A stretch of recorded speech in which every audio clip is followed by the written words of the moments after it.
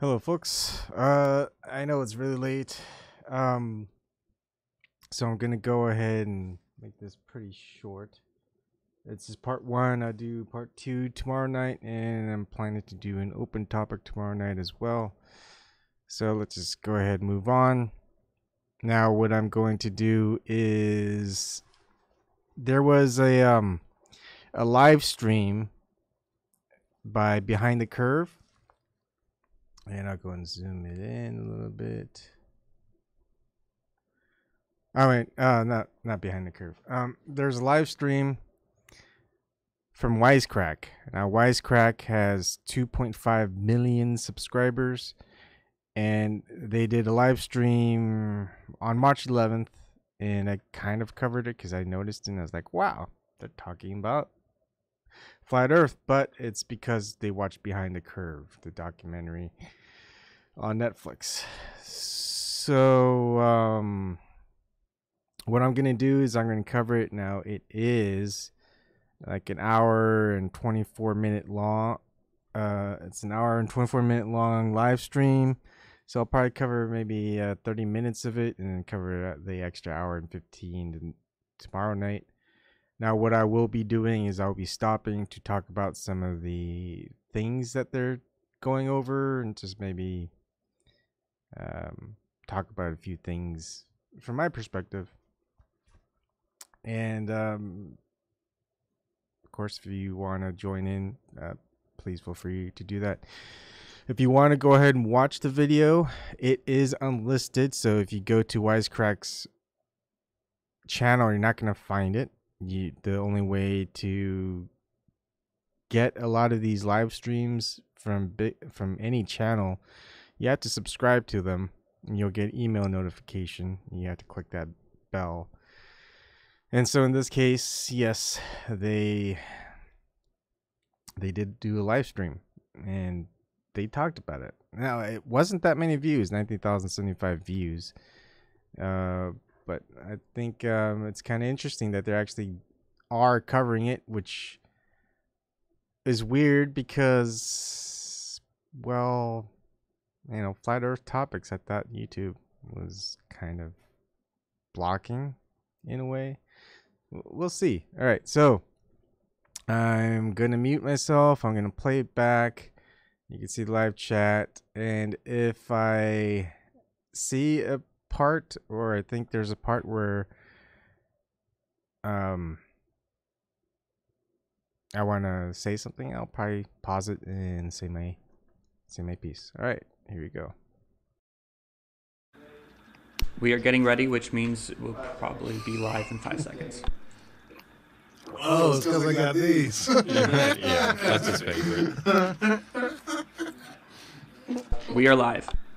What's up, everybody? Welcome to Show Me the Meaning, Wisecrack's movie podcast. Show me the meaning. My name is Jared, and I'm joined here with the Show Me the Meaning crew. We got Greg. What's up? What's up? And Alec. Hey. And joining us again is Claire. What's up, Claire? Hello, I'm so happy to be here. Happy to have you. So today we're talking about the 2018 documentary Behind the Curve, directed by Daniel J. Clark. Yes, this is the Flat Earther documentary.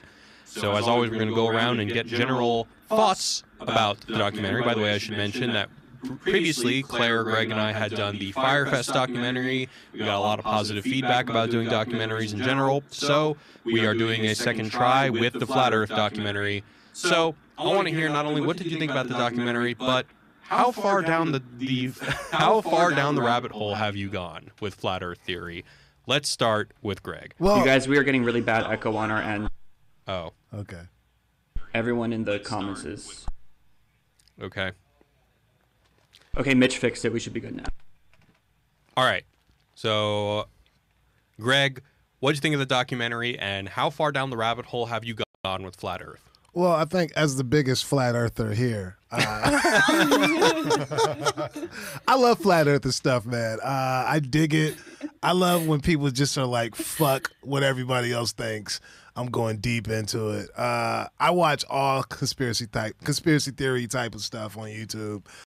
flat earther conspiracy, like the big tree, you know, where have you heard of the big tree conspiracy theory? I have not gone down the rabbit hole very far, so please enlighten me. Alien conspiracy theory. They have one thing where they like old volcanoes are like tree stumps, and they're saying that the trees that we really have in the world are not really even trees. They're like grass compared to the trees that we used to have had.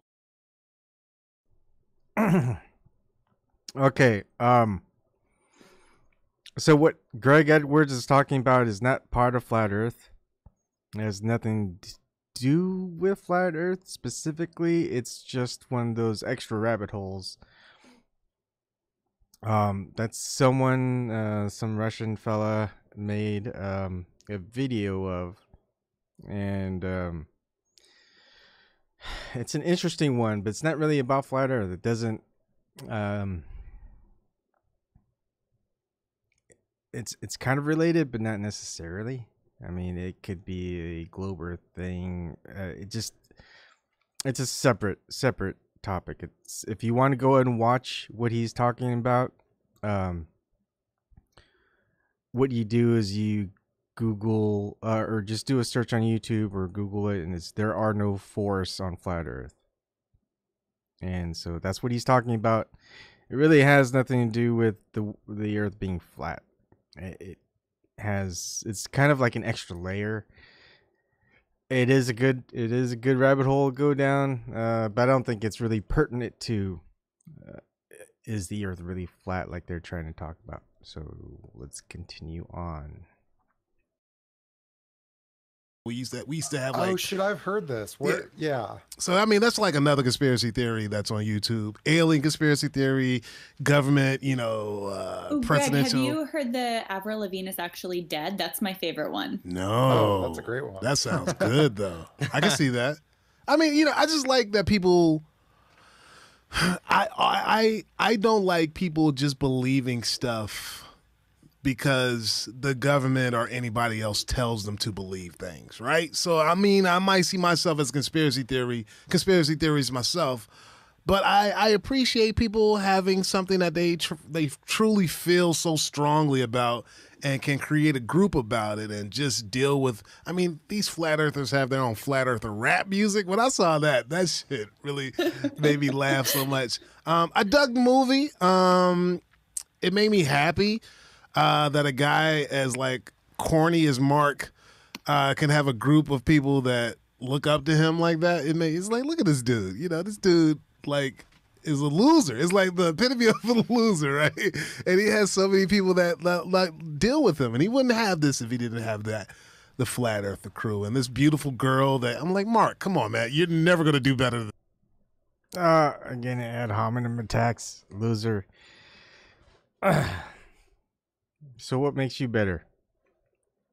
And of course, it's just perception of the documentary. Anyways, let's keep going.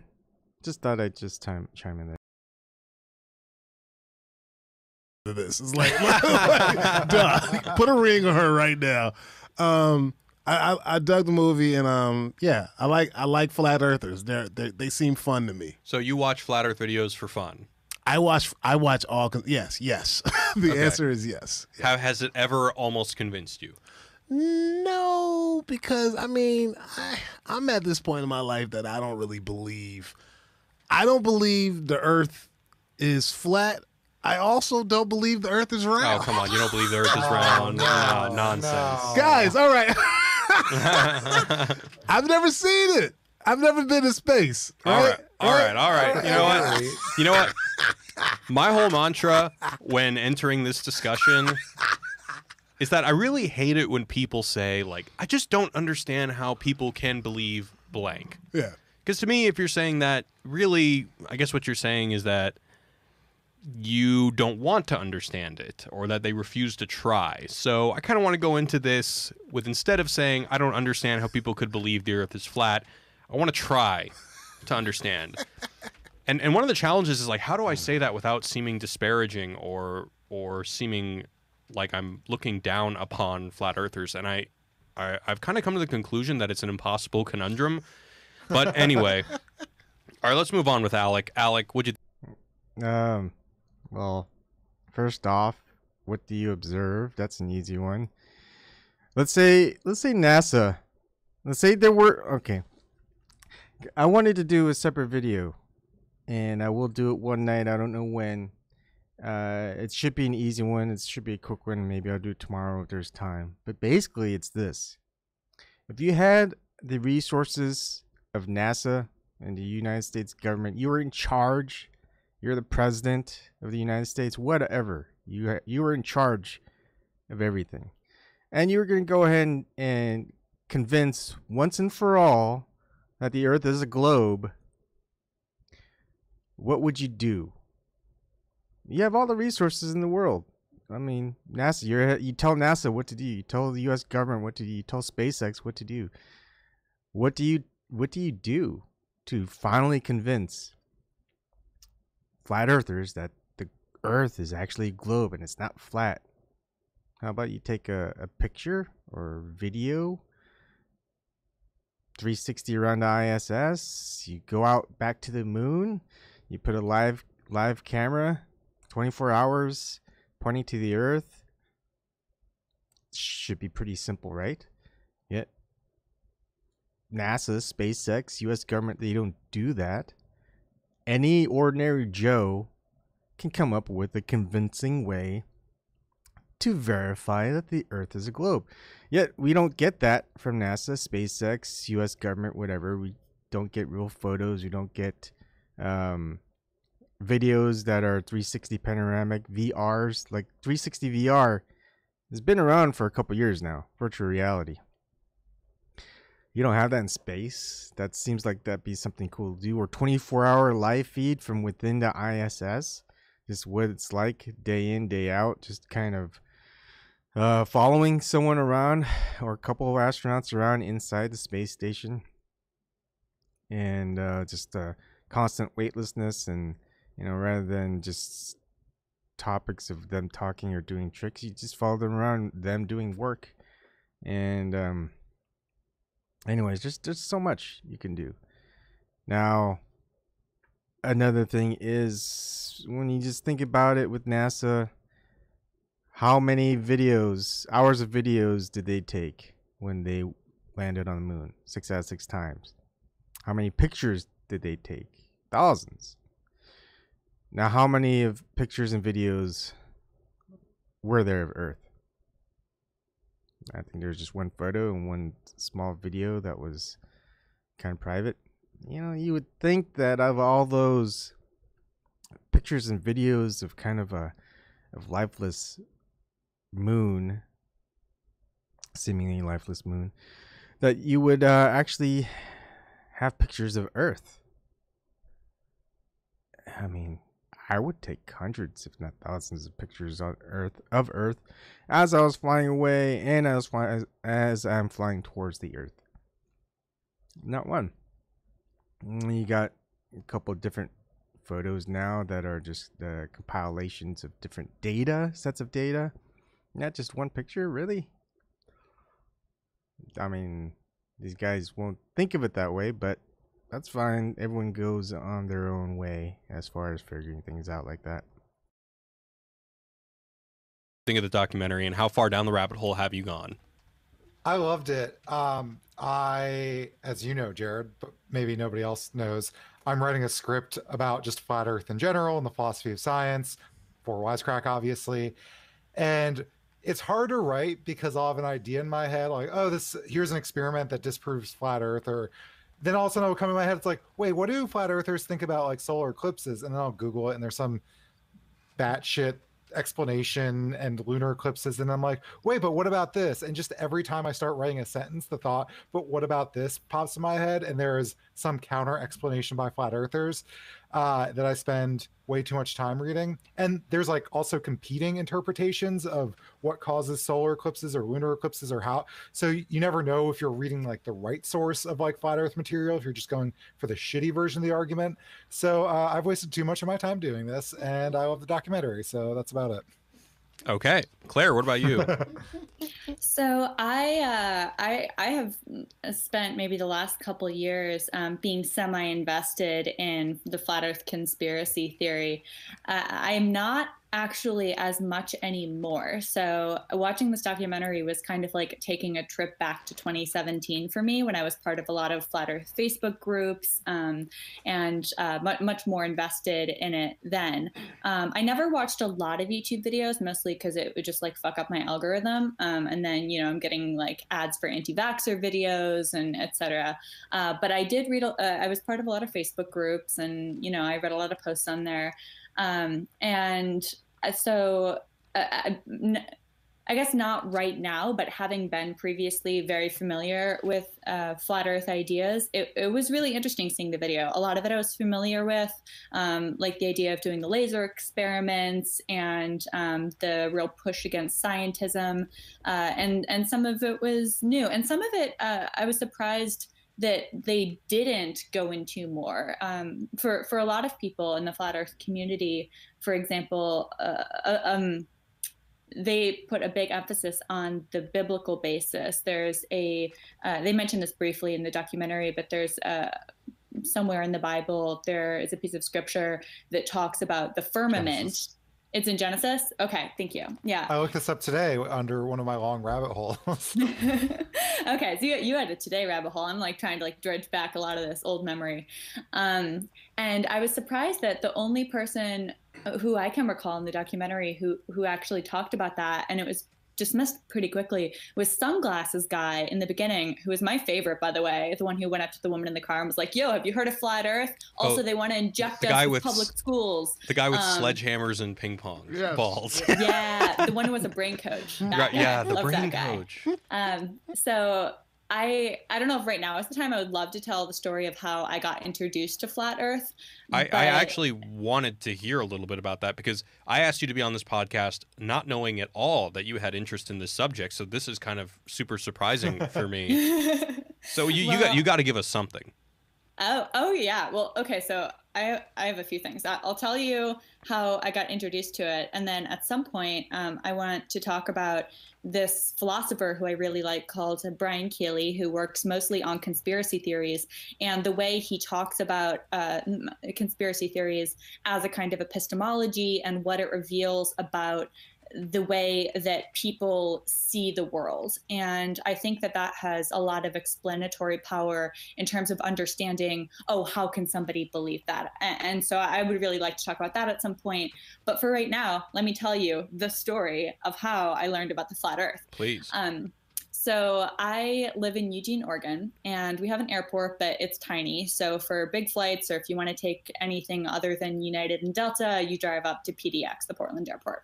And that you can take that runs every hour or so that will pick you up on the University of Oregon campus.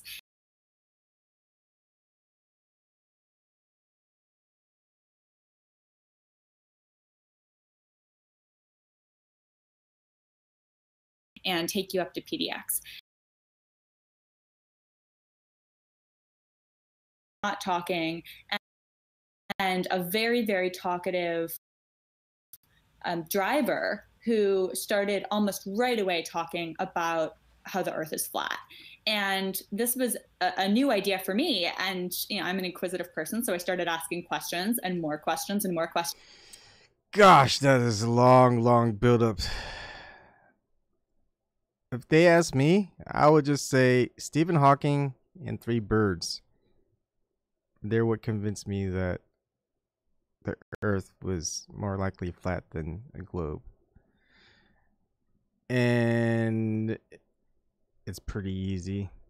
If you just go to my channel, go to videos, you'll find it. It's called PBS's Genius by Stephen Hawking Show Fakes Debunking of Flat Earth, Why Fake It? And it started off with before that, it was I did a live stream. Well, right after I did a live stream. But basically, look, it's 3 minutes 17 seconds long.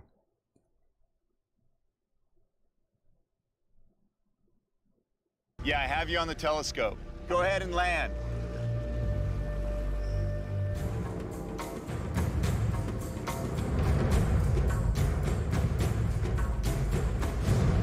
So we see that snippet where the helicopter goes over the horizon of the water.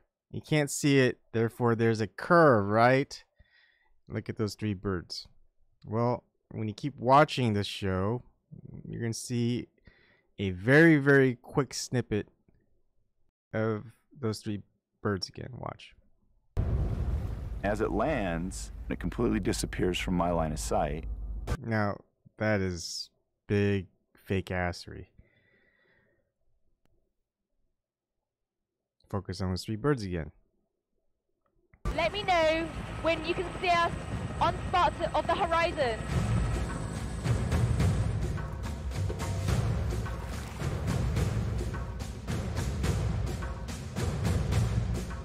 All right, this time the helicopter is going above the horizon, the globe curve.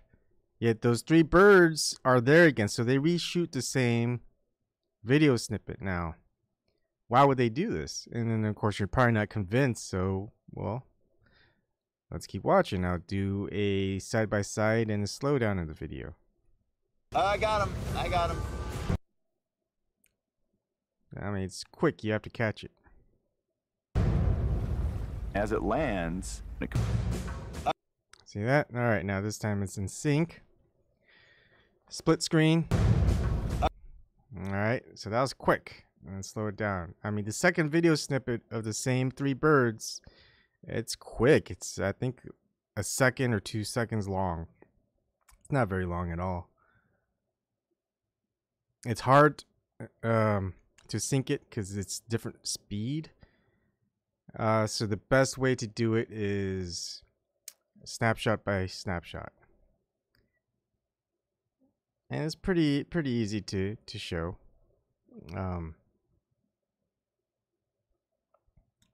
My take on it is those three birds, they just did a 360.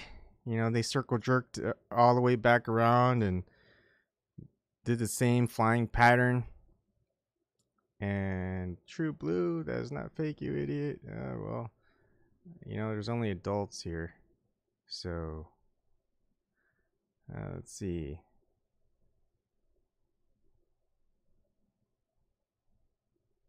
Let's hide yourself. Have fun. All right, so as you can see, snapshot by snapshot.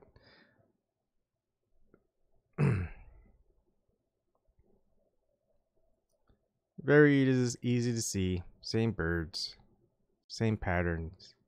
One with a helicopter, one without. Now, if you want to see more details, you can easily go to the live stream I did after that. First one, it covers how you've got a... I did a quick video. And let's see, where did it go? I think I just did it live. Oh, no, it's here. Cat Bobino.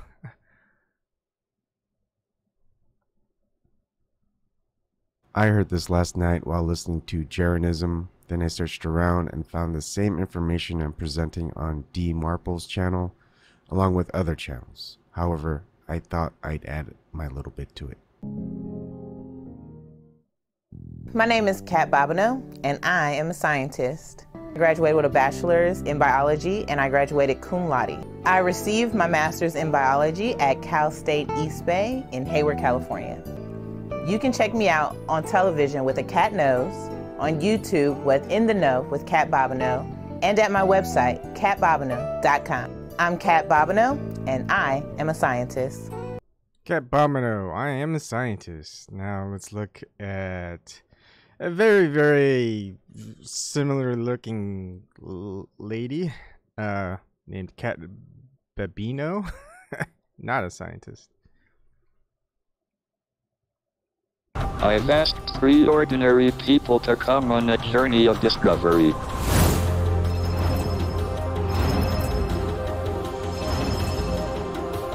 You're probably going, but Ebon, I checked the PBS site for the show, and it doesn't show Kat Bobino anywhere as a cast member. It could just be coincidence that there's a black woman named Kat that looks exactly like her. Then I would reply, then just right-click on the website's page and click View Source. Then do a search for Kat Babino. You'll see the names of the cast members. Here's the odd thing. On the View Source, her name is spelled Kat Babino, like the way I've been spelling it, but she actually has an O instead of an A, and it should be Kat Babino. Really weird. It worked. I'm not a scientist, and to be able to just do that off a whim, and it just came to me, that was incredible.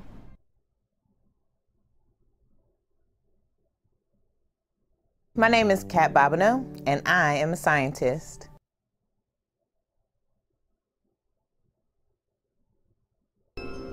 It worked. I'm not a scientist, and to be able to just do that off a whim, and it just came to me, that was incredible. My name is Kat Babino, and I am a scientist. I'm not a scientist. So there's Kat Babino and Kat Bobino. One's a scientist, one's not a scientist. They look eerily alike.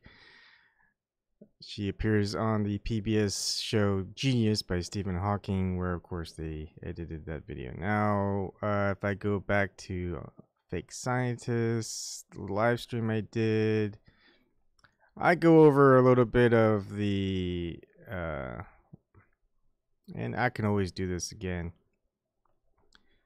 What I do is go over the whole video where I make the snapshots and where I go over everything. It's pretty easy, and you can go and watch it. It just goes over how I just made the snapshots. Don't need to edit the video to fake it, because look,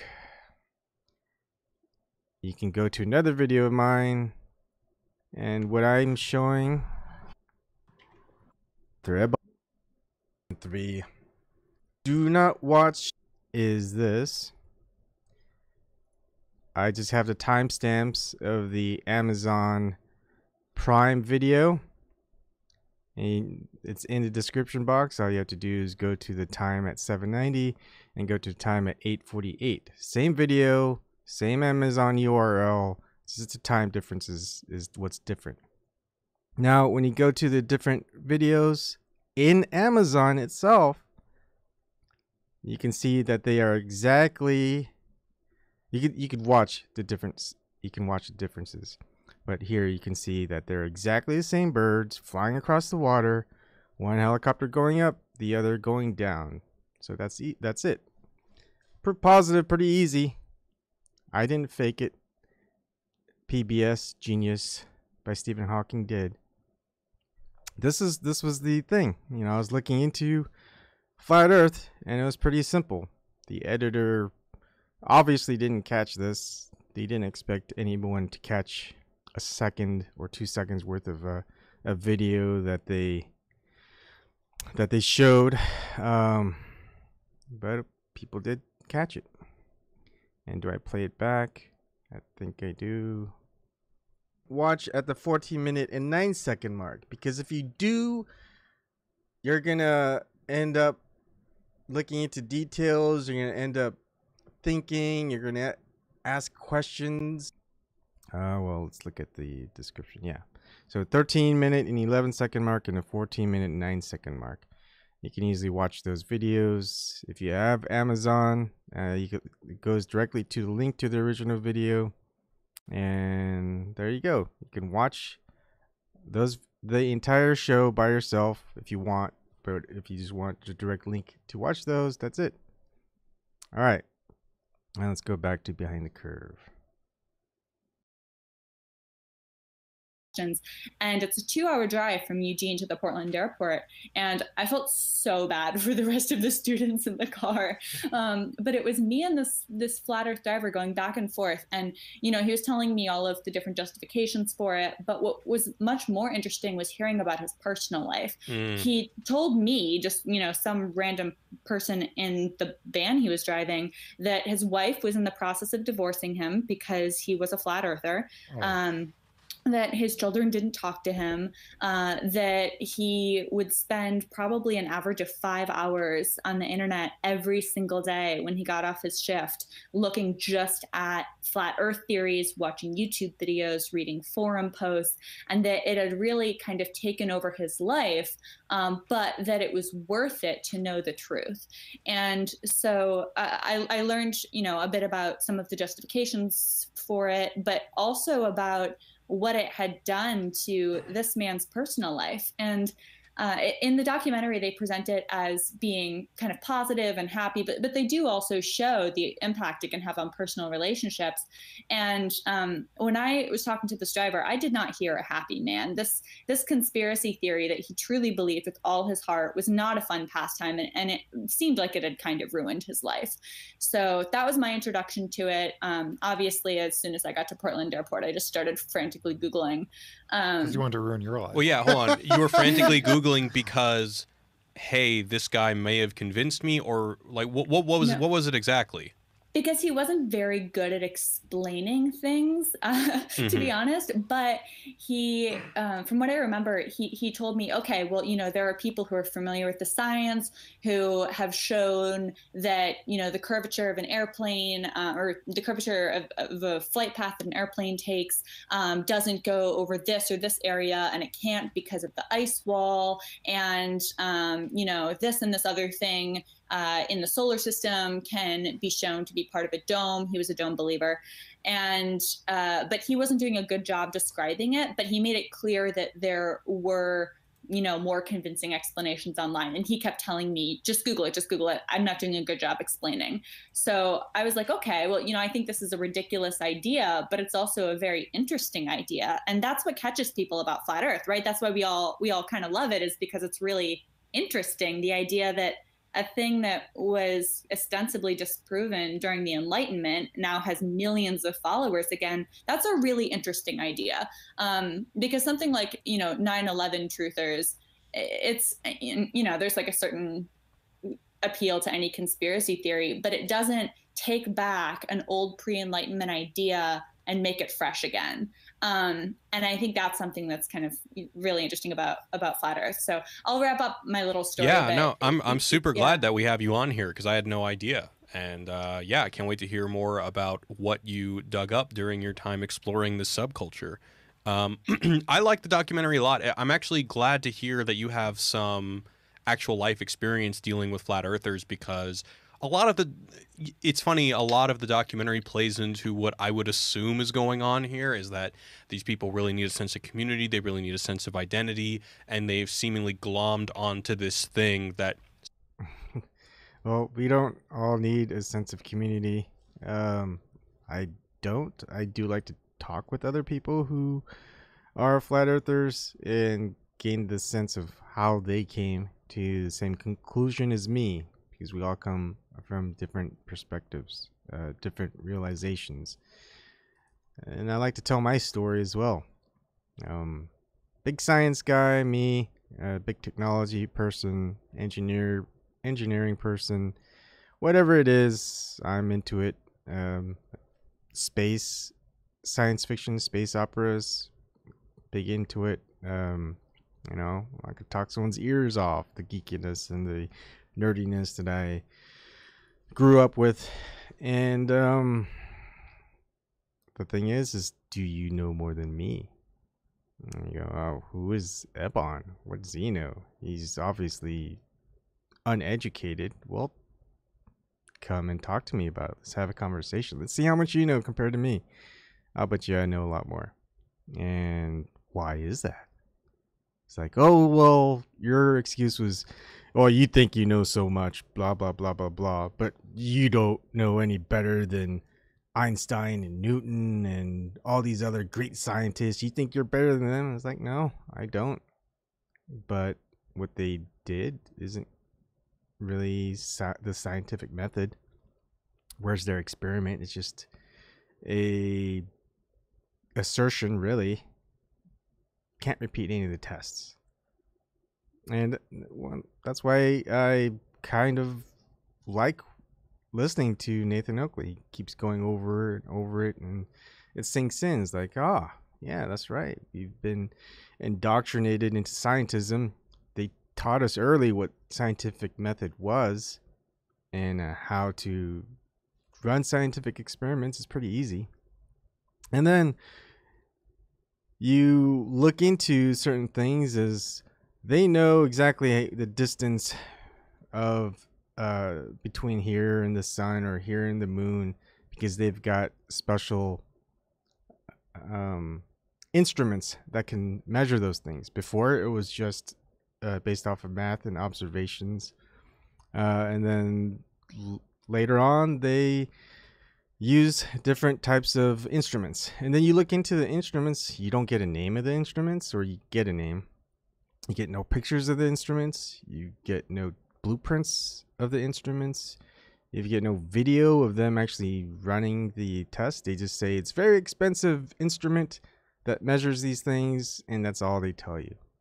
All you have to do is look into the details, and you're going to find that you don't get any details that you need or want. It's not repeatable. You just have to take their word for it. It's like if you're going to trust the government saying, we're going to invade Iraq because they've got weapons of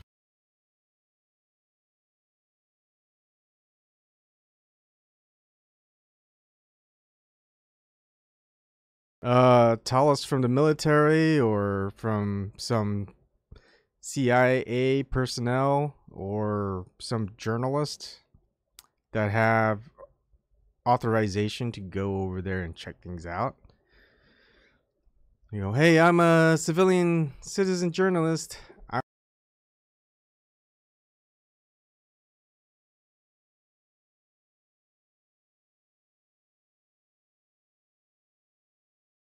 Let's keep going.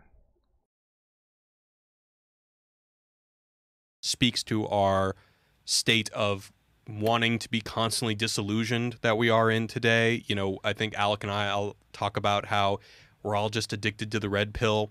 It's, you know, everyone wants to be disillusioned from something. Everyone wants to hear that something has always been a lie or something like that because they get this sense of gratification from feeling like they've unveiled the truth and that there was nothing but lies, but now they know reality. Yeah, go ahead, Alec. Yeah, I just want to butt in because some of the research that I'm actually one of our interns helped pull this up.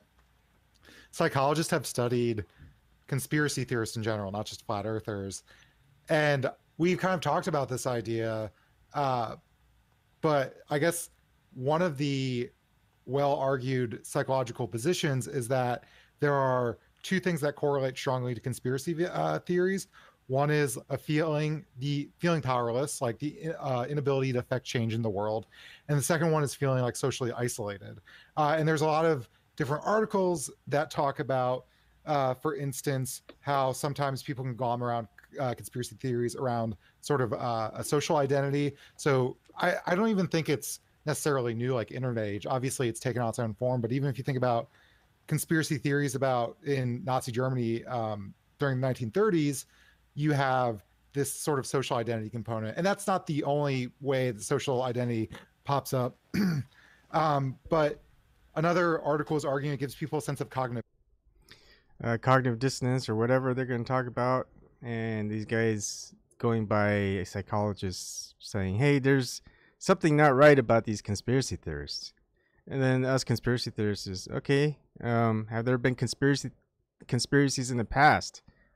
And then you're going to answer yes, because if you answer no, we're going to come up with a whole bunch where there have been conspiracies in the past that's even been admitted by the conspirators, by the U.S. government.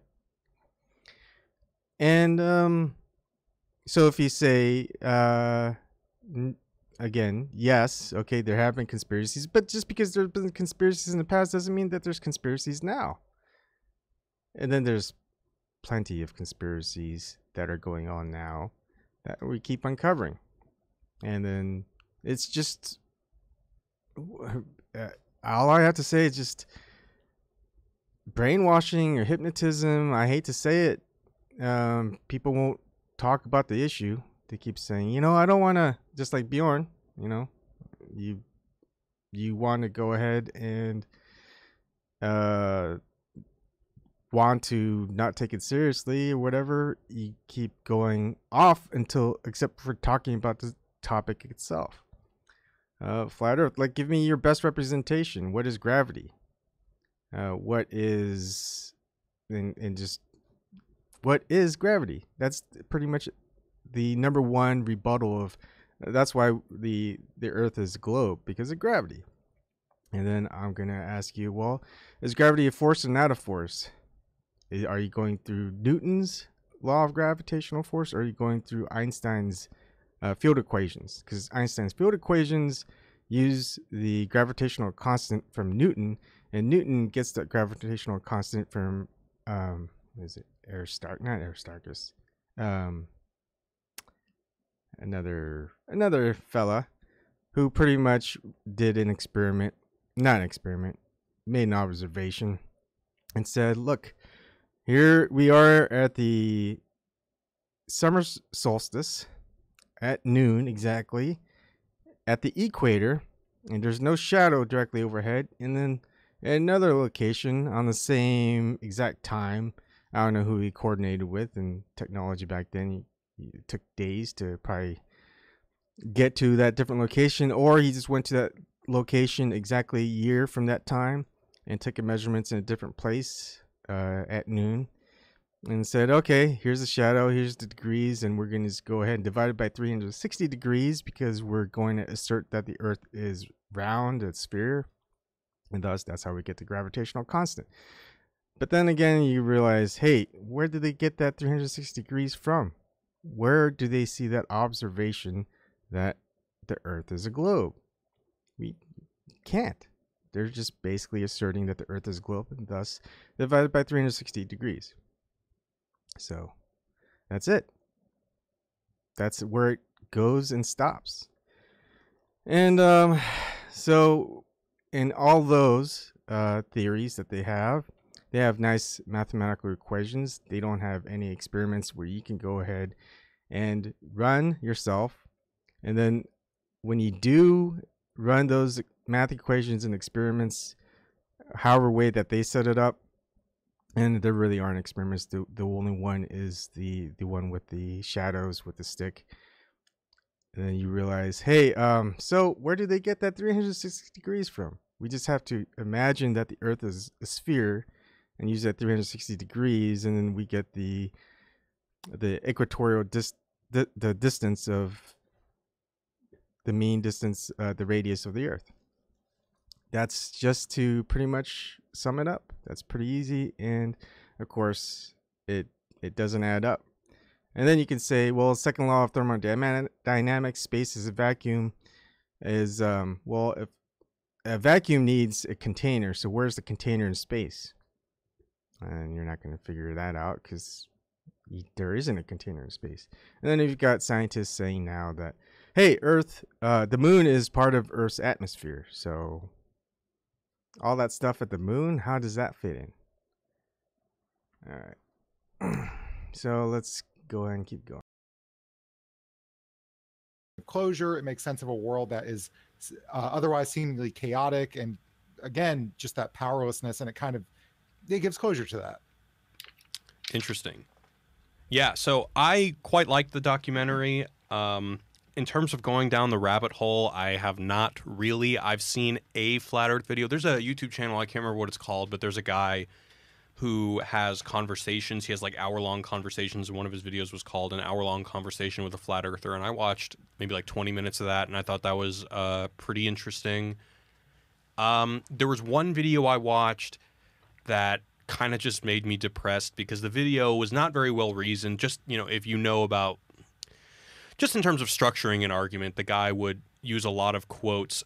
He would basically just use a lot of quotes that these famous scholars or academics have said, which are basically encouraging people to question everything and just kind of slotting that in without any actual relevancy to the flat earth points he was bringing up. And so I stopped watching it. So I haven't really gone deep down the rabbit hole, but like everyone else, I'm generally culturally aware of the flat earth thing. But I like this documentary a lot. I mean, like Greg was saying, Mark and Patricia, at one point when I thought it was going to become a love story between the two of them, I was like, oh, this is kind of cute. Yeah, good for Mark. Yeah, I like this. But I mean, the scenes with them together, I really feel like I'm watching middle schoolers date. And I'm trying not to be disparaging about this. I don't know. Please know that I am in my... Like, the easiest thing for them to do, really, is talk with Mark Sargent. He'll interview anybody. Probably talk with Patricia Steer. I think she will probably also talk and interview with anybody and talk about their relationship, that there really isn't a relationship. I've interviewed Mark Sargent. Me. You know how many subs I got? I've got... Where do I got? 1,093 subs, and I think when I interviewed Mark Sargent, I had less than 1,000. I mean, my views are pretty piddly, but, you know, let's see. Where's Mark Sargent? Mark. All right, see? 2 months ago, I interviewed Mark Sargent. Almost 2 hours long.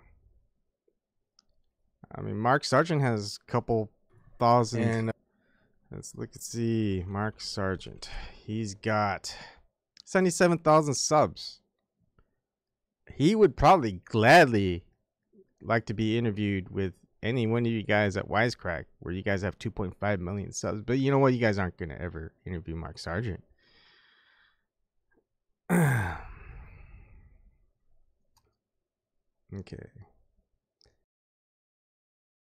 My heart, trying not to look down on these people, but yeah, we'll see how. You could have how good I can easily, do. minus the conspiracy theories, you could easily have been like a Mark Sargent. I think, yeah, I mean, I think that we're liable to believe any number of things when we desperately need a sense of community or desperate need of our identity. So, I mean, yeah. Flat Earther found him. See, and again, he's like, desperation for community and all this other stuff. It's like, why? And again, desperation for belief. Actually, the desperation for belief is to uphold that the government never lies to you. The government never has any conspiratorial efforts. And of course, if you look back into history, you're going to be sorely disappointed of all the things that the government has done. Not just the U.S. government, but all the governments around the world. That is a belief. I'll bet you a lot of money that Jared Bauer believes in the government, some form of religion, money, materialism. I'll bet he believes in all of that. He believes in the system of control. I don't believe in any of that shit. But I'll bet you Jared Bauer does. And he's probably got a pretty big community longing for it. I'll bet you he would never even think about moving to a place like Columbus, Nebraska. Or how about going on a show of his own without other people on it? I invite anybody on, but you know what? I keep going at it alone too, because nobody joins in the conversation. So, community, no, I'm not looking for it. I want answers. I'm looking for more information, more knowledge. And I can't do that if I'm going to just have a cup full of my own prejudices of what knowledge is and the information that I have. I believe is accurate because that information is being given to me by some elite form of control. No. Empty your cup. Use your own thinking. And the people who believe, that's when people say, hey, these people believe in flat earth. No, we don't believe. We know. The ones who are believing are the globe earthers. Everyone is believing in something, that the earth is a globe, by believing in people in power, by believing people who say, hey, this is science, hey, this is technology, hey, this is what we see, and we have the authority and we have the resources to see it, and we're telling you what we're seeing, and you have to believe it. And if you're not, then you're just a crazy loon. It's like, no. I mean, there's reason for you to lie. You've got plenty of millions of dollars a day, billions overall for a couple years. And we're saying, hey, you have all those resources. Can't you just do this? It's not hard. We do this almost every day. We take thousands of pictures and we don't get paid for it. But you guys are getting paid millions of dollars a day, and you guys aren't taking any pictures. What the fuck are you doing? Yet people will believe in those forms of authority. I don't want to believe in any of it because I know that they're just going to lie. That's why I don't believe. That's why I'm an agnostic. I mean, you never know at any rate. And here's the thing. Here's the thing with agnosticism. Look, there's most likely higher forms of being, most likely some form of God, or the highest of the high, the almighty, whatever it is, something that's unnamed because it's been there first, hasn't been named. Suppose it created everything. But then again, there's probably, if that highest of the high can create everything, who's to say that it hasn't created something else that can create other things? Just like we can create things. We can create code within a digital realm. We can create stories that we come up with on our own. We create. Human beings can create.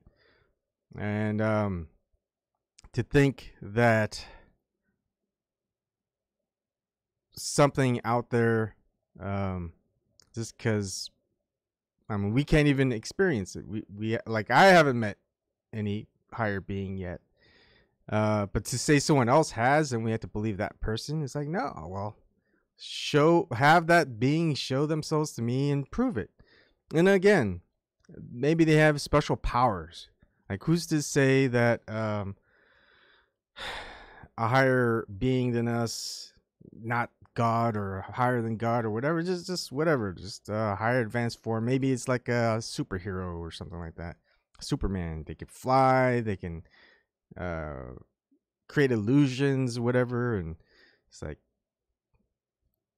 they say they're God, and like, okay, I mean, prove that you're God. And they'll be like, there's illusions, here's a past history of the universe that I created, etc. It's like, well, yeah, okay, but does that mean you're God? And then we really can't know. We just have to make a most educated guess. I mean, like, look at Q in Star Trek.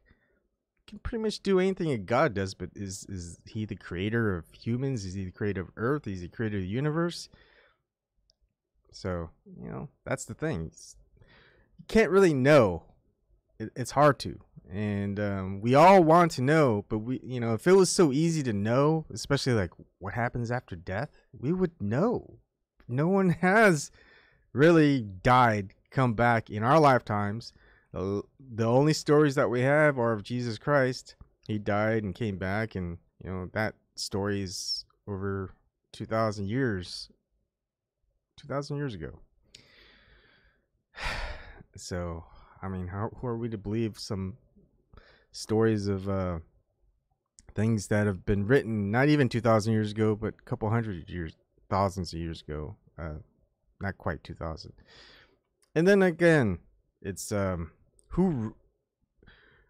it's like that telephone game, you know, you whisper in someone's ear. I just do it with 30 people inside a classroom. You can't even get that right with one sentence. Imagine 100 years passing, and then translations after translations. Man, things are going to be so different. And so, you know, that's why I look at different information from all sources. It doesn't matter where, and see where it matches up, where it doesn't. The more separate it is, more that there's no clear line that they're related at all. I mean, the most distant, different relations possible. And then when they have the same story, the same ideas, same creation story, the same maps or whatever it is, there's identical symbols, etc.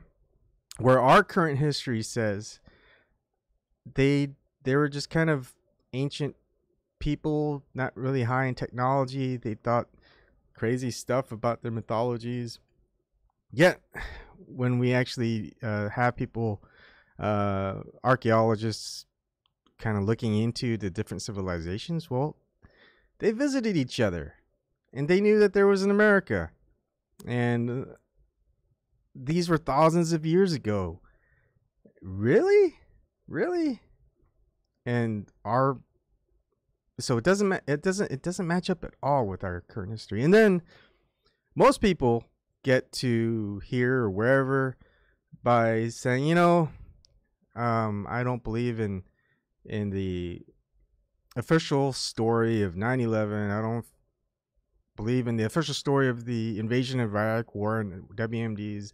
I don't believe in the official story of Russia Gate and Russia. I don't believe in whatever it is that you don't believe. Most likely it stems from corporate mainstream media that you don't believe in, the sources, the U.S. government and their lies. Doesn't matter who the politicians are.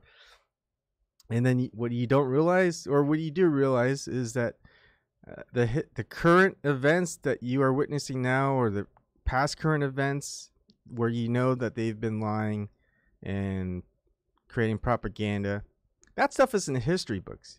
Your kids, my kids, they're going to read all of that, and they're going to be reading the official story. They're not going to look into 9/11 and all these psyops and invasions and the constant war and all this other stuff, and have a different viewpoint, because they're just going to go by the history books. And same thing, we've been going by the history books, and the more we look into the details outside of the public educational system, we're going to see, like, holy shit, this is all wrong. We've all been lied to. And then like, that stuff is pretty hard to do, because they've burned books in the past. The whole Library of Alexandria, all those books gone, and that's just one big event in history. There's probably numerous places. You'll see every war that we have.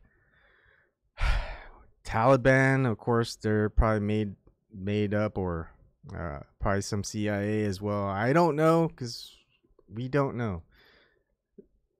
There's always news and stuff of, like, they're destroying buildings, monuments. I mean, I think I read or saw a newspaper article years, if not a decade or two ago, of some place in the Middle East, and they're just destroying Buddha statues in that region. So I don't know why they didn't do that way before, but they just started doing it. And it's like, that kind of sucks. They're just destroying all these religious artifacts from all over the world. So it's kind of sad. So who's this? Like, we're not going to know if they destroy everything. And then look at the current way we have our information now. It's all digital. What was great in the 80s and 90s, when you had all these mom and pop used bookstores, all these used bookstores went out of business, is that you could find a lot of books there from the 1800s, 1700s even. I mean, pretty old. You can't find those books anymore. It's hard to find. They're gone. I don't know what happens when the used bookstores go under. Books go somewhere. And so you can't find those books again. All we've got are the internet. Maybe there are a few people who have some of these older books where they go ahead and relate online. Some YouTube videos or something like that, saying, hey, look, here's this is interesting. And then, of course, back then, who controlled the presses at that time? So it gets pretty convoluted and messy. But oh man, it's only 17 minutes in and it's 3:30 a.m. Let's go for a little bit longer. It's hard listening to these guys. I'm serious, it's hard listening to these folks. I think Patricia is just way too good for Mark. And in what way? A very I totally strong agree. opinion about this. I totally Well, just agree. because she's attractive? Yeah, Patricia's hot. Okay. Well, yeah, And she but no, seemingly that's also not even has all an of it. infinite bankroll. Yeah, I'm like, what does she the do fact for money? that there's obviously some pretty big red flags with him in terms of relationships. Like when he said that instead of bringing her beloved cats overseas, she should just get different cats. He's fuck that guy. Yeah. Come on, There's like guys. already that. He's trying to like isolate her from her pets. I don't like that. I mean, that's like thousands of he- dollars. Guys, what are y'all? Oh, these are cat lovers. He also is when the two of them a few times in the documentary are talking about celebrity, he is kind of trying to hide it, kind of not, but so clearly wants to be the celebrity of Flat Earth. Loves and it. she's just very uninterested in that. I feel like she says, you know, the only person I can really trust is myself. I don't want to be a celebrity. I feel like people have come to the Flat Earth community to get away from, she doesn't say this, but these kind of like appeals to authority from like celebrity figures. And whereas he's like, yeah, that's a thing. But I mean, he's also silent for like a minute when they ask him if he wants to be the king of Flat Earth. Well, like he also wears a shirt that says, I am Mark Sargent, the Flat Earther extraordinaire or whatever. He's Kanye West wearing a Kanye West shirt. Patricia, if you're listening, you're too good for him. You can do better. Jared, I have a question. If your girlfriend or any girlfriend in the abstract, let's say you emergency moved to England and they suggested instead of shipping Woody back, you just got a new dog, would you break up with them immediately? I wouldn't break up with them. I'd say probably no. I don't know. I mean, that's not a huge red flag.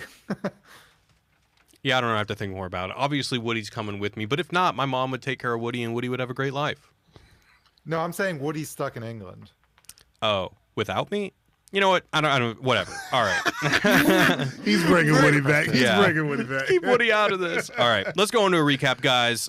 This is going to be a brief recap for this documentary. So, conspiracy enthusiast Mark Sargent is sucked deep into a rabbit hole when he uncovers an old conspiracy theory suggesting that the Earth is actually flat. After months of investigating, Mark uploads a series of videos to YouTube suggesting that the Earth is in fact flat and that Antarctica is actually an ice wall, Game of Thrones style. Mark and a fellow flat earther named Patricia Steer create a podcast together to spread the gospel. They flirt with the idea of entering a romantic relationship, but ultimately decide to keep it platonic. All their community building efforts are in preparation for the inaugural Flat Earth Conference, which over 1,000 people are planning to attend. There are, however, threats to that community as factions bubble up, and a particular flat earther named Matt Powerland accuses Mark Sargent of being a government agent and casts doubt on the legitimacy of the entire conference. Meanwhile, a group of engineers called the Globebusters are conducting scientific experiments to prove that the world is flat, which includes buying a $20,000 gyroscope that ends up suggesting that the Earth is round. They then prepare to emit a laser across 3 miles to determine if there is curvature to the Earth. The conference goes on without a hitch, and after a bit of tinkering, they perform the experiment, which, again, only affirms that the Earth is round. End of movie. All right, guys, before we move on, I want to give a shout out to our sponsors over at Mubi. You guys know Mubi. If you listen to the podcast, they've been great friends to us, and it's an awesome service. So Mubi is a curated streaming service showing exceptional films from around the globe. We like to appreciate kind of the obscure artistic films here, and that's all that Mubi is about. So every day, Mubi premieres a new film. It'll either be a timeless classic, a cult favorite, an acclaimed masterpiece, a movie you've been dying to see, or maybe you've never heard of before. Let's skip whatever their ad is for. They're all featuring right so many hit kind of another New York-born Scorsese-esque. I mean, his movies are very different from Scorsese, but he's also kind of a cinema's bad boy and a very iconic. Oh fuck! I can't remember his name. What is the name of Christopher Walken? Christopher Walken. What I want to ask you guys about is the title of the documentary. Earlier, I talked about not disparaging people who believe in conspiracy theories. Is there a double meaning going on here? Is it that behind the curb is like saying that some people say like, oh, he's a little behind the curb? Oh, curb. The curve. I'm sorry. I didn't even notice that actually, but yeah, exactly. I totally see that now. Am I overthinking this, or is that what you got? I don't think you're overthinking. I didn't think of it that way, but you are 100% right. Yeah, totally. You are right. I also hadn't thought of it, but there's so many more obvious titles that if they chose that one, it had to be a play on that. Because I just think of, you know, of course, in The Dark Knight, the Joker says, I'm just ahead of the curve. And so now I'm like, oh, this is behind. Gosh, it's like 23 minutes in. They don't really have one big argument for flat Earth or against the globe Earth model. They're talking about the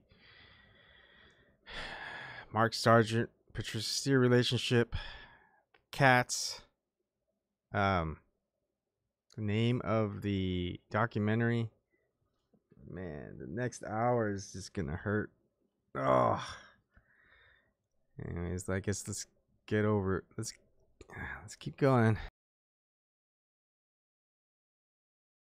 Behind the curve. Wait, aren't they saying that these people are kind of... Actually, I wanted to hear what you guys think about the entire method of the documentary. The documentary is constantly undercutting the claims that the flat earthers are making, which, of course, they should if they're making false claims. I guess my question is, do you guys think that they do it without being insulting, or is it insulting? Should it be insulting? I went into this podcast thinking to myself, like, okay, how do I go into this while not seeming insulting to flat earthers? Just like how at the end of the documentary, the scientists tried to say, like, okay, you know, these people work really hard. They have very scientific minds. They're just a little bit misguided. So, yeah, what do you guys think? Is the documentary, does it orient itself appropriately? Is it a little bit too mean? What do you think? I think it's like a hard, especially when you're making a documentary and you're editing it and putting cuts together. But it's hard when someone says something verifiably false, and you have this comes up all the time. Someone like a politician says something that's a lie. What do you do as a newscaster? Do you say that is empirically false? What do you do? And for when you're making a documentary, the easiest way to do that is to just, oh, they said something, and we. I don't know who the guy is that's talking. It's like verifiably false. Give us what's the verifiably false thing that they're saying. He just says, hey, when someone's making something verifiably false, it's like, what is the verifiably false claim that they're saying? I don't like listening to whoever it is that's talking. Can't just let people think that's true. We need to give them the truth. But when you just cut to the complete opposite of what they're saying, I could see how it seems a little insulting. But to be honest, like Mark Sargent is sitting there kind of smugly, like at the NASA thing, like, oh, this dumb NASA shit's broken. And then they just zoom in on the smug start button, right? That which is like it's a very like it's a moment from The Office, the TV show, which is so fucking amazing. But what are you supposed to do? Are you supposed to sit there and let people believe that he is right and it was a dumb piece of shit that didn't work? Like, I don't know if I haven't watched Behind the Curve. I know it's just propaganda to make people who are flat earthers look like they're crazy or needy or whatever it is. It's just pure entertainment value. Probably doesn't even get to the basic part of, okay, let's break down the globe Earth model. Okay, give us your best evidence. Just start somewhere. Give us your best evidence that the Earth is a globe, and we'll start there. I mean, every debate, I would probably just say, okay, you know, who's that guy? Who's that conservative? It's like, change my mind. Okay, it's like I'm a flat earther. Change my mind. Give me your best evidence for globe Earth. It's like, NASA has a photo. So, okay, look at that photo. Did they just take a photo and just put it up on the web? I mean, how many photos do you have from NASA of Earth? It's the full globe Earth, seen from afar, whatever distance. How many pictures of those? I think you'll find 8 from different decades. Just 8? And they can go pretty much everywhere in space. They've only got 8 photos, and then you look at them and they're all photoshopped. What? It's like, no, they're not photoshopped. There's someone who admits that they're creating the globe Earth image. and it's Photoshop because it has to. And then you look at the there's go on NASA.gov here. Let's just go there too. If we go to Earth Photoshop NASA.gov shot clouds. Where is it?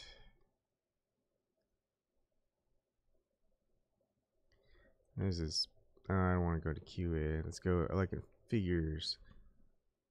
All right, this is elegant figures crafting the blue marble NASA Earth Observatory. This is NASA.gov. Earth Observatory, NASA.gov. And they're going to have photos of the Earth marble. And this made on Mac, of course. Thanks, Steve. Hey, let's go and zoom in. And you zoom in. You got pretty identical, easily photoshopped, duplicated cloud structures. Here, here, here, here. Here, let's see.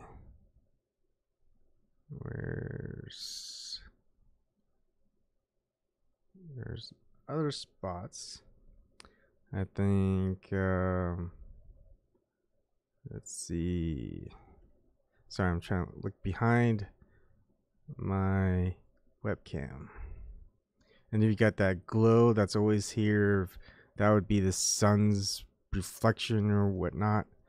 And let's see. Here and here, just that one's just slightly larger than this. I mean, you could just look, you got that same shape right here and right here, just slightly different detailed. So it's like, oh, it's just the Earth creating same patterns, etc., etc.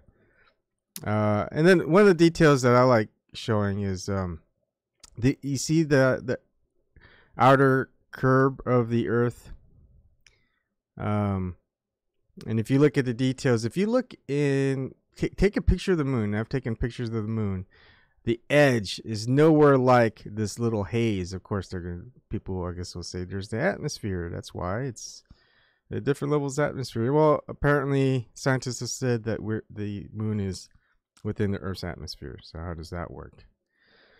And then, of course, you never see any stars behind this composite of the Earth.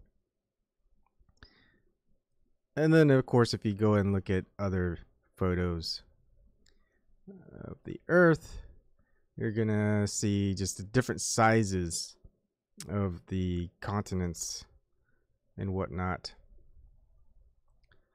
So, yeah, just go and just look at the details of the Earth photographs, all the Earth photographs that they have.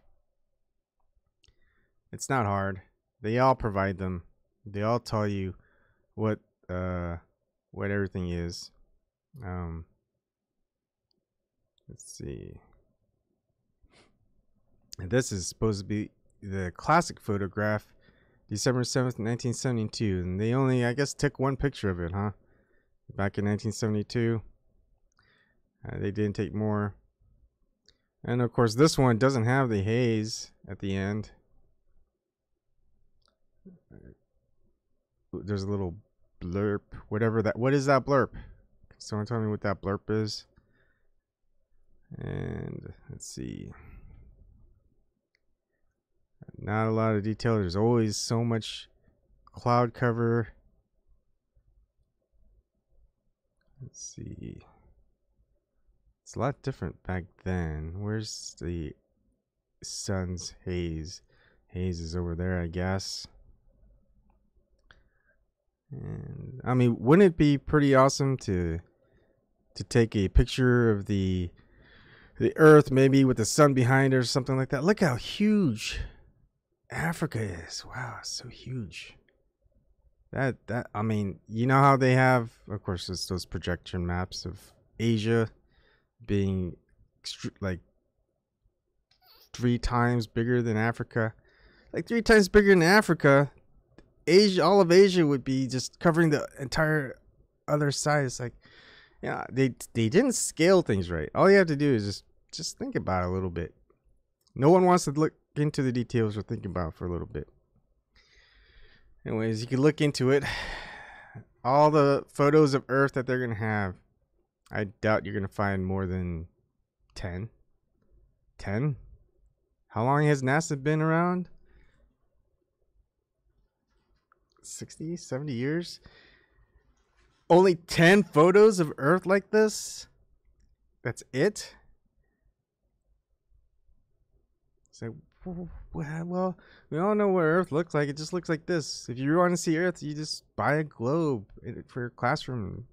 You know, it spins. You can spin it on its axis.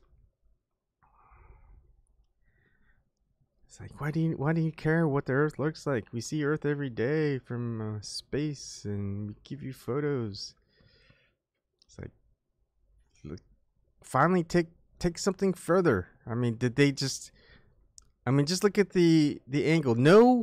No camera takes a square. I don't know if that's exactly a square, but it's like a square picture. So why not just give us the landscape photo of it? I mean, or give us the portrait. It's like, just give us the raw file, whatever it is, whether it's through this one. Give us the raw file if it's a photo. Let us look at it. I mean, why crop this? Give us the landscape. We'd love to see what's more of the space outside the Earth. I mean, why you guys? I mean, is it always going to be like this? If we don't ever see any stars, and then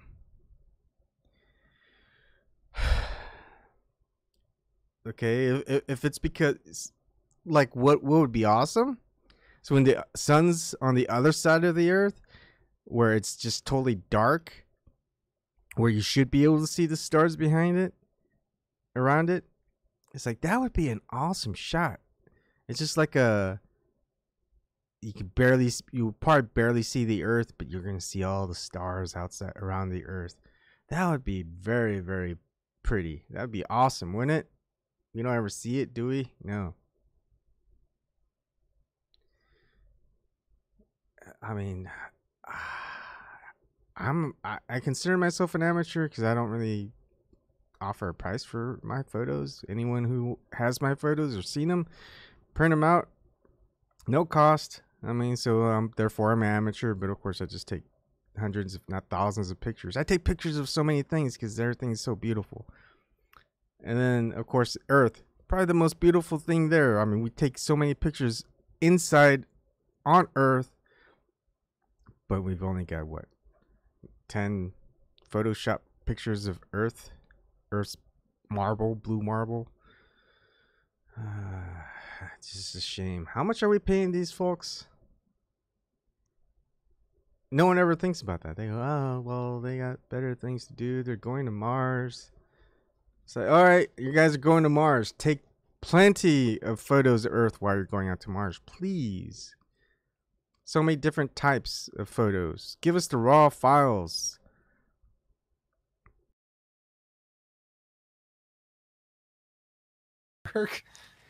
I don't know. Even the way the documentary ends, it just ends on them conducting the experiment, which seems to prove that the Earth is round, and then it just says that interesting, and then it's a hard cut and a sound cue, as if to say the best ending in any documentary I've ever seen. It's almost like it's like a rim shot. They're laughing at him. Yeah, they're laughing at him. I mean, my favorite parts were the shots where they kept showing all the like flat earther memorabilia, like the table, the flat earther table, and like the flat earther toys. Some of that stuff is beautiful.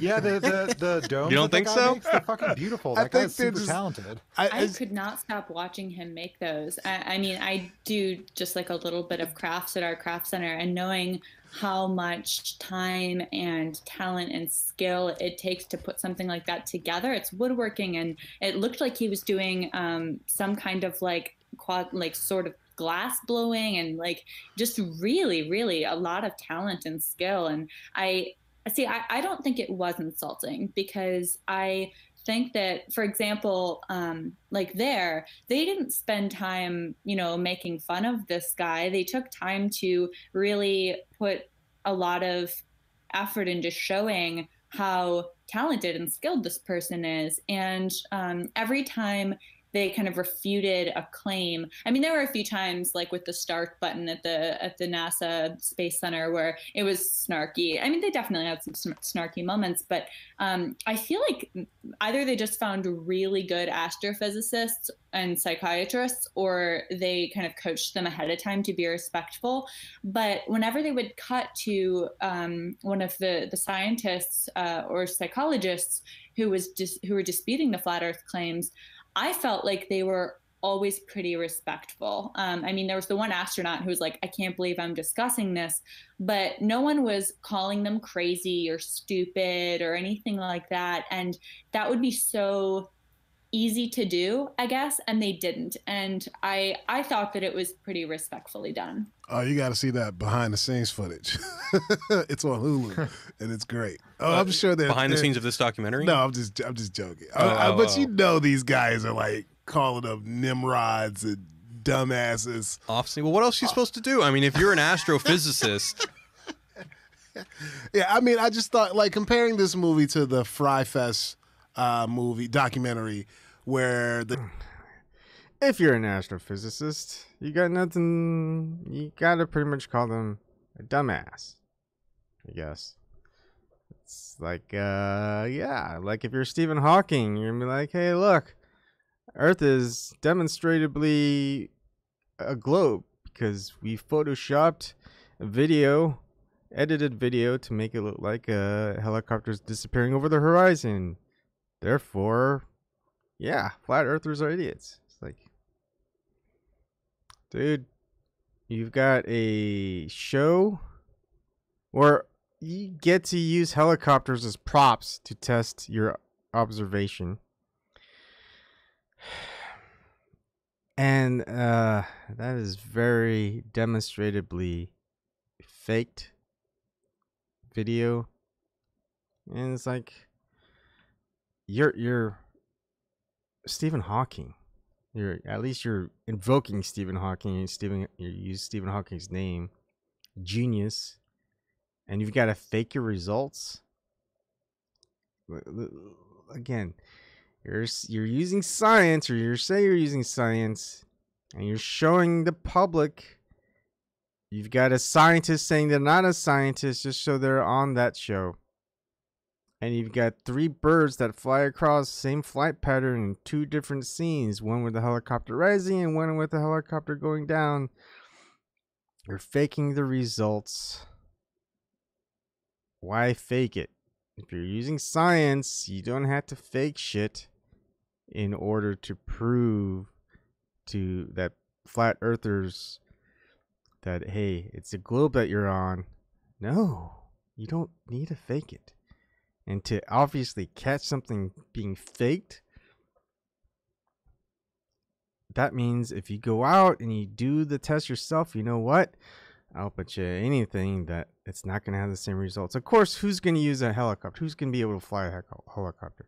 What people have are P900s, P1000 Nikons that zoom very far. And you can see ships, you have laser tests, you can have whatever, you know. I would love someone had a helicopter, let me film it live. It's easy to do it live. Hey, I'm live streaming on 5 different platforms. I can do it. I just need someone with a helicopter to go ahead and do that. And I'll go ahead and film it. You know what? We're not going to see the same results as we do in Genius by Stephen Hawking. And you know what? What you're also not going to see is very easily video fakery with 3 birds coming across the same. And you know what? It's easy. Just do it live. Hard to fake things live. At least you can probably pre-tape it and just live stream it. But you can easily show that it is live by, hey, turn on the TV, like what's going on live at that time, and then sync it up with wherever someone else is. Look at the the basketball live stats or football live stats. You can say, hey, look, it's being updated in real time. If you're seeing this, I guess, then it's obviously a fake live stream. But live stream will have at most just a 20 to 30 second delay. So it's pretty easy to show that you're actually live and doing things in real time and not faking things to easily prove that it hasn't been faked, and none of the stuff that you're showing live has just been pre-taped and all this other stuff. So all right, yeah, thank you, those 3 birds.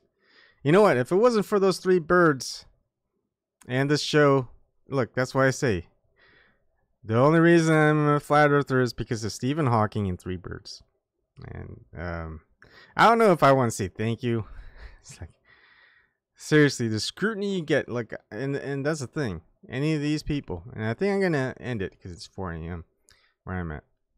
So 27 minutes, 22 seconds. I'll just leave it here and continue on tomorrow night. All I have to say is, hey, just be a flat earther for a day. Just see what it's like. I'll bet you're not gonna enjoy your time, your 24 hours of being a flat earther.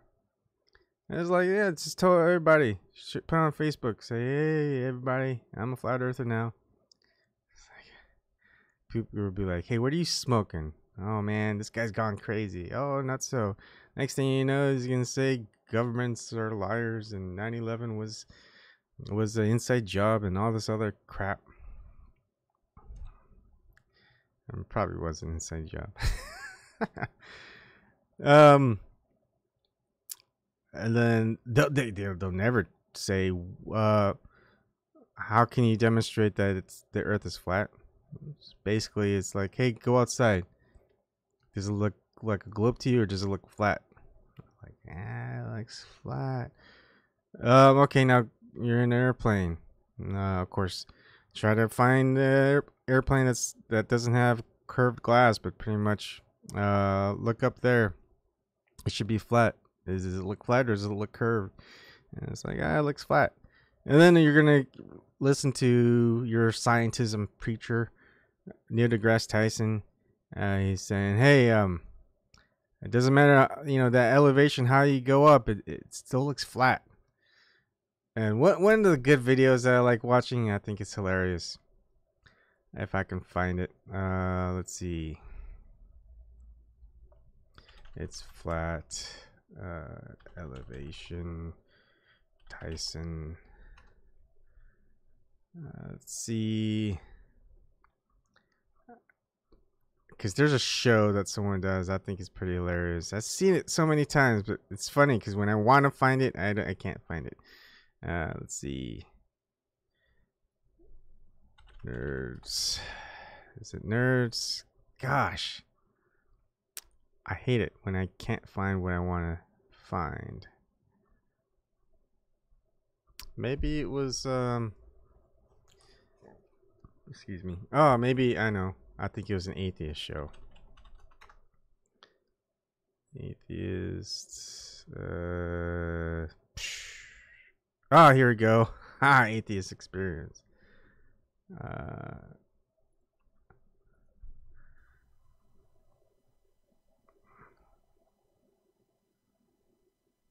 see. So you think that you can tell us how to live our lives? Look at the book of Job. That is, according to most creation scientists, the oldest book.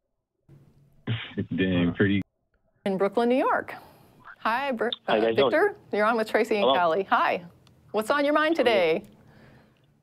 Well, I know you guys have been seeking the. I watched a lot of your previous shows, and I'm a huge fan.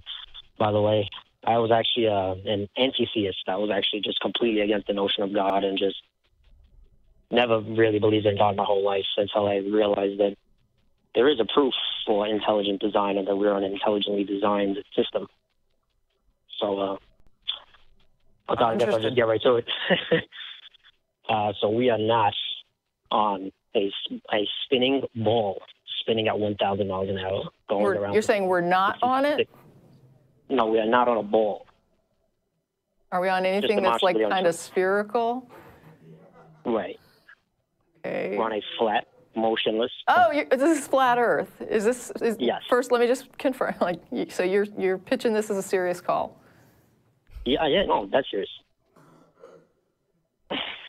I know it's hard to believe that there's people like us, but you know, there's. No, believe me, we're aware. I mean, we're aware that flat Earthers exist. Yeah, I'm curious how that's related to intelligent design. I'm interested in your thought process there. Yeah, so if we're on a flat, motionless plane, right, that throws out gravity because gravity is what makes planets round. If you throw out gravity, the entire Big Bang heliocentric model is completely destroyed. Can we throw out gravity, though? Well, no, what he's saying is that if the Earth is flat, then the gravity model would be conflicted with that because gravity is what makes, pulls, you know, it to make it more round. And I guess the problem that we're going to have with this is that it's not really established that the Earth is flat. So we're not. I'm going to have difficulty moving beyond that question, because the whole thing seems to stem. The horizon is flat. What I'm saying is that, like, if you use your senses, right, you don't feel anything spinning, and you don't see the curve of the Earth at any altitude, and then you can see the curve of the Earth at certain altitudes, though. Yeah, I was on a plane to get here, and I saw it. Yeah. No. I'm not being smart. I really, I mean, I travel a lot and I fly a lot and I can see the curvature when I fly. Okay, so 35,000 feet, you can see it, right? That's what you're saying? Generally speaking, I mean, if the cloud level is low and I can see the horizon, I can see a slight curve to it. Yeah. Okay, so Neil deGrasse Tyson says that you can't see it at that altitude. So I really. This really doesn't matter. We have satellites orbiting. Wait, I am not. I'm really. I love the reaction. All right, and then you follow up with Neil deGrasse Tyson elevation flat. Let's see, D Marble. I think he does a lot of videos of it. It's pretty good. Shout out to Flat Earth Soldiers Facebook group, posting a clip of Neil deGrasse doing a talk for SXSW. And during this interactive talk, he was on stage answering questions about the cosmos and all that. And topic of discussion came up about Felix Baumgartner's Edge of Space Red Bull jump. Okay, and there's been a lot of controversy around that. The Flat Earth community has hit on that topic quite a bit. So here's what Neil had to say about that. And the dude who jumped out of a perfectly good balloon, what's his name? Felix Baumgartner. He would have been about 2 millimeters above the surface of this globe. That's his edge of space jump.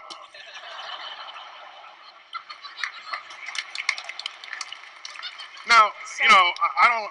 It's fine. He wants to. I don't have a problem if he does it, but the honesty of it would greatly diminish what I think people thought he was actually doing. And not only that, they make sure to photograph him standing there with a really wide-angle lens, which curves horizontal lines. So in the photo, you see this curvature of Earth's surface, and he said, "Wow, he's in space. Look at that." No, he's not. At that height, you don't see the curvature of the Earth if you are 2 millimeters above this beach ball. You just don't. That stuff is flat. So, Neil deGrasse Tyson. I mean, a lot of people look up to him as the scientism preacher, right? And then you got Victor. I love it. You got Victor, and you got this guy saying, "Yeah, it's when you're up in a plane, it's curved." We're on a flat, motionless plane, right, that throws out gravity because gravity is what makes planets round. If you throw out gravity, the entire Big Bang heliocentric model is completely destroyed. Can we throw out gravity, though? Well, no, what he's saying is that if the Earth is flat, then the gravity model would be conflicted with that because gravity is what makes, pulls, you know, it to make it more round. And I guess the problem that we're going to have with this is that it's not really established that the Earth is flat. So we're not. I'm going to have difficulty moving beyond that question, because the whole thing seems to stem. The horizon is flat. What I'm saying is that, like, if you use your senses, right, you don't feel anything spinning, and you don't see the curve of the Earth at any altitude. And then you can see the curve of the Earth at certain altitudes, though. Yeah, I was on a plane to get here, and I saw it. Yeah. No. I'm not being smart. I really, I mean, I travel a lot and I fly a lot and I can see the curvature when I fly. Okay, so 35,000 feet, you can see it, right? That's what you're saying? Generally speaking, I mean, if the cloud level is low and I can see the horizon, I can see a slight curve to it. Yeah. Okay, so Neil deGrasse Tyson says that you can't see it at that altitude, so I really This really doesn't matter. We have satellites orbiting. Wait, I'm really not prepared to have this conversation because... How can you not be prepared to have this conversation if you know that the Earth is a globe? And then you got, of course, Neil deGrasse Tyson. He's saying it again. Here we go. He's in space. Look at that. No, he's not. At that height, you don't see the curvature of the Earth. If you are 2 millimeters above this beach ball, you just don't. That stuff is flat. It's just gold, folks. It's just gold. Oh man. Anyways, I think I'll end it there. I hope you enjoyed it. In a couple hours, you guys get to see more stuff. I'm glad a lot of people keep going with the flat Earth. I mean, they're gonna have to take every one of us down with all our videos, and there aren't many of us, but they're gonna have to take as many people down. And of course, we're still gonna be on other platforms to be able to watch stuff. So good night, everybody. Thank you. Part 2 will be tomorrow. It's torture listening to this. I mean, I'm pretty sure it's gonna be torture watching Behind the Curve if I ever want to get to it. I don't. But it's just painful listening to these guys. Even it's just painful. It's just so painful. Okay. Good night, everybody. Thank you for joining me, Captain Will. Thank you for watching, and see you guys tomorrow night.